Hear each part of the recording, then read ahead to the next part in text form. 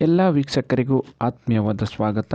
ಇವತ್ತಿನ ವಿಡಿಯೋದಲ್ಲಿ ನಾನು ನಿಮಗೆ ಜಾರಂದಾಯ ದೈವದ ಜನ್ಮ ರಹಸ್ಯದ ಬಗ್ಗೆ ತಿಳಿಸಿಕೊಡುತ್ತೇನೆ. ತುಳುನಾಡಿನ ಸಾವಿರ ದೈವಗಳಲ್ಲಿ ಜುಮಾದಿ, ಪಂಜುರ್ಲಿ, ಪಿಲಿಚಂಡಿ, ಬಬ್ಬರಿಯ, ಕೊಡಮಣಿತ್ತಾಯ ಮೊದಲಾದ ರಾಜನ್ ದೈವಗಳ ಪಟ್ಟಿಯಲ್ಲಿ ಜಾರಂದಾಯ ದೈವವು ಒಂದು. ರಾಜನ್ ದೈವವಾಗಿ ತನ್ನನ್ನು ನಂಬಿದ ಸಂಸಾರದ ಜೊತೆಗೆ ಗ್ರಾಮದ ರಕ್ಷಣೆಯನ್ನು ಮಾಡುವ ಜವಾಬ್ದಾರಿಯನ್ನು ಹೊತ್ತುಕೊಂಡು ಭೂಲೋಕಕ್ಕೆ ಬಂದ ಜಾರಂದಾಯ ದೈವದ ಹುಟ್ಟಿನ ಕಥೆಯನ್ನು ಈ ವಿಡಿಯೋದಲ್ಲಿ ನಾನು ನಿಮಗೆ ತಿಳಿಸಿಕೊಡುತ್ತೇನೆ. ದಯವಿಟ್ಟು ಈ ವಿಡಿಯೋವನ್ನು ಕೊನೆಯ ತನಕ ನೋಡಿ. ದಕ್ಷ ಯಜ್ಞದಲ್ಲಿ ತನ್ನ ಪತ್ನಿ ಗೌರಿ ಯಜ್ಞಕುಂಡದಲ್ಲಿ ತನ್ನನ್ನು ತಾನು ಅರ್ಪಿಸಿಕೊಂಡಾಗ ಕೋಪಗೊಂಡ ಪತಿ ಶಿವ ತನ್ನ ಜಡೆಯನ್ನು ನೆಲಕ್ಕಪ್ಪಳಿಸಿದಾಗ ಭಯಂಕರ ಸ್ವರೂಪಿಯಾದ ವೀರಭದ್ರನ ಉದ್ಭವವಾಗುತ್ತದೆ. ಆ ವಿಷಗಳಿಗೆಯಲ್ಲಿ ಹುಟ್ಟಿದ ವೀರಭದ್ರ ಶಿವ ದ್ವೇಷಿಯಾದ ದಕ್ಷನನ್ನು ಸಂಹಾರ ಮಾಡಿ ಶಿವನ ಬಳಿ ಬಂದು ಇನ್ನು ಮುಂದಕ್ಕೆ ತನ್ನಿಂದ ಯಾವ ಕಾರ್ಯ ನಡೆಯಬೇಕಿದೆ ಎಂದು ಕೇಳಿದಾಗ ಪರಮೇಶ್ವರನು ಈ ರೀತಿಯಾಗಿ ಹೇಳುತ್ತಾನೆ. ಕೋಪವನ್ನು ಬಿಟ್ಟು ಶಾಂತನಾಗಿ ನೀನು ದೇವಲೋಕದಿಂದ ಭೂಲೋಕಕ್ಕೆ ಹೋಗು. ಅಲ್ಲಿ ನೀನು ಧರ್ಮ ಜಾರಂದಾಯ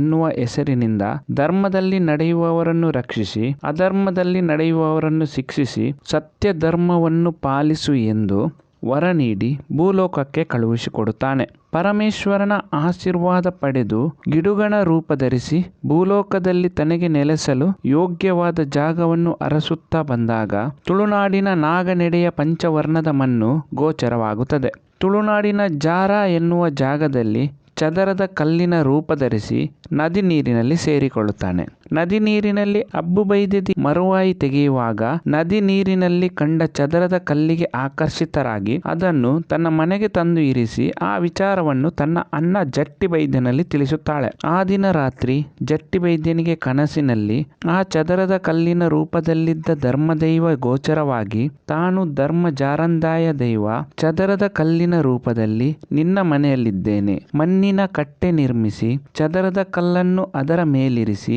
ನಂಬಿಕೊಂಡು ಬಾ. ನಿನ್ನ ಬೆನ್ನೆಯಿಂದೇ ಇದ್ದು ನಿನ್ನನ್ನು ರಕ್ಷಿಸಿಕೊಂಡು ಬಂದು ಸಕಲ ಐಶ್ವರ್ಯ ನಿನಗೆ ಸಿಗುವಂತೆ ಮಾಡುತ್ತೇನೆ ಎನ್ನುವ ಅಭಯವನ್ನು ನೀಡುತ್ತಾನೆ. ಮುಂದೊಂದು ದಿನ ಜಟ್ಟಿ ವೈದ್ಯನಿಗೂ ಕೂಳೂರಿನ ಅರಸನಿಗೂ ನಡೆದ ಕಲಹದಲ್ಲಿ ಅರಸನು ಕುದಿಯುವ ಎಣ್ಣೆಗೆ ಜಟ್ಟಿ ವೈದ್ಯನನ್ನು ಹಾಕಿದಾಗ ಆ ಕುದಿಯುವ ಎಣ್ಣೆಯಿಂದ ತಣ್ಣೀರಿನಲ್ಲಿ ಸ್ನಾನ ಮಾಡಿ ಎದ್ದು ಬಂದಂತೆ ಮೇಲೆ ಬಂದು ತನ್ನ ತಲೆಯನ್ನು ಕೊಡವಿದಾಗ ಆತನ ತಲೆ ಕೂದಲಿನಲ್ಲಿದ್ದ ಬಿಸಿ ಕುದಿಯುವ ಎಣ್ಣೆ ಅಲ್ಲಿ ನೆರೆದಿರುವವರ ಮೇಲೆ ಬಿದ್ದು ಬೊಕ್ಕೆಗಳು ಉಂಟಾದಾಗ ಆಶ್ಚರ್ಯಚಕಿತನಾದ ಅರಸ ಆಸ್ಥಾನದ ಜ್ಯೋತಿಷಿಗಳ ಬಳಿ ಪ್ರಶ್ನೆ ಇರಿಸಿದಾಗ ಧರ್ಮದೈವ ಆತನ ಹಿಂದೆ ಇರುವುದಾಗಿ ತಿಳಿದು ಆ ದೈವದ ದೃಷ್ಟಿ ತಮ್ಮ ಮೇಲೆ ಇರುವುದಾಗಿ ತಿಳಿಸಿದಾಗ ಅರಸ ಕೂಡ ಆ ದೈವವನ್ನು ನಂಬಿಕೊಂಡು ಬಂದು ದೈವವನ್ನು ನಂಬಿದ ಜಟ್ಟಿ ವೈದ್ಯನಿಗೆ ಸ್ವಲ್ಪ ಜಾಗವನ್ನು ಕಾಣಿಕೆಯಾಗಿ ನೀಡುತ್ತಾನೆ. ಆನಂತರ ಆ ದೈವ ತುಳುನಾಡಿನಾದ್ಯಂತ ಧರ್ಮ ಜಾರಂದಾಯ ದೈವವಾಗಿ ತನ್ನ ಕಲೆ ಕಾರ್ಣಿಕವನ್ನು ಮೆರೆದು ಧರ್ಮದ ಆದಿಯಲ್ಲಿ ನಡೆದವರನ್ನು ಸಲಹುತ್ತಾ ಅಧರ್ಮದ ಆದಿ ತುಳಿದವರನ್ನು ಶಿಕ್ಷಿಸುತ್ತಾ